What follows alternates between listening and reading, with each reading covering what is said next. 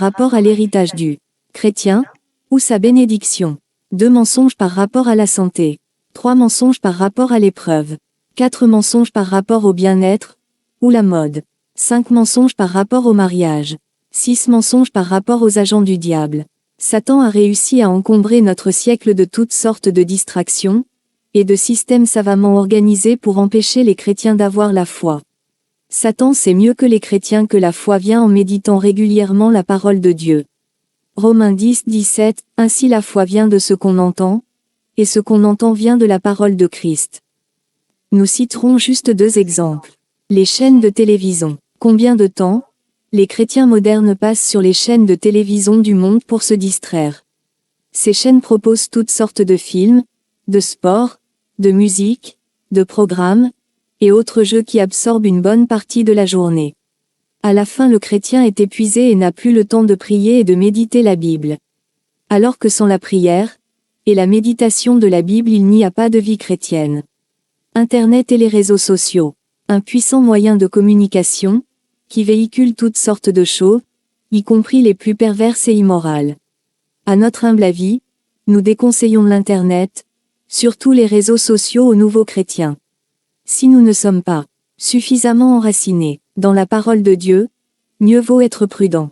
L'Internet peut éloigner le chrétien qui n'a pas encore atteint la nature de fils de Dieu, c'est-à-dire un chrétien mature, capable de discerner, et faire la différence entre les mensonges du diable et la vérité de Dieu.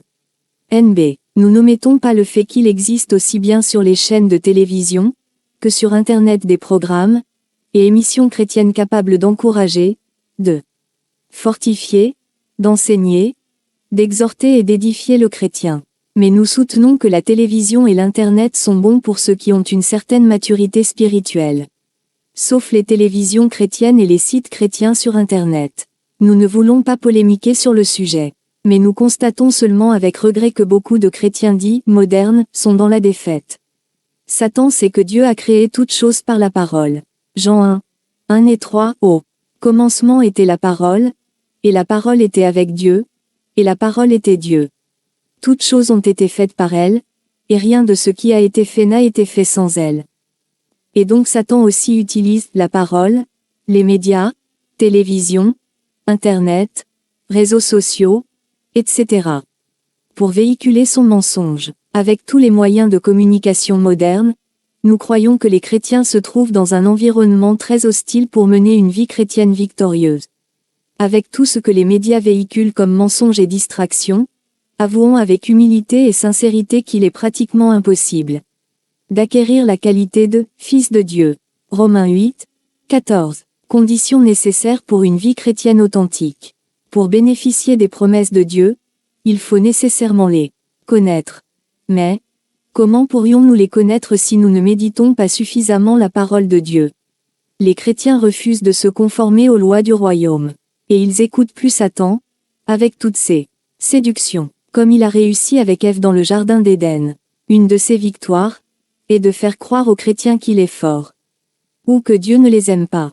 Et malheureusement il a réussi sur cette base à convaincre beaucoup de chrétiens, en introduisant dans le corps du Christ des fausses doctrines. Lesquelles doctrines enseignent d'arrêter de souffrir, ou proposent des recettes toutes faites pour devenir prospères en écartant les principes bibliques. Les bénédictions et les grâces de Dieu sont l'héritage de tout chrétien, sans exception, qui se conforme aux principes contenus dans la Bible. Malheureusement, les chrétiens ont plus de facilité à accepter les mensonges du diable qu'à croire aux vérités et aux promesses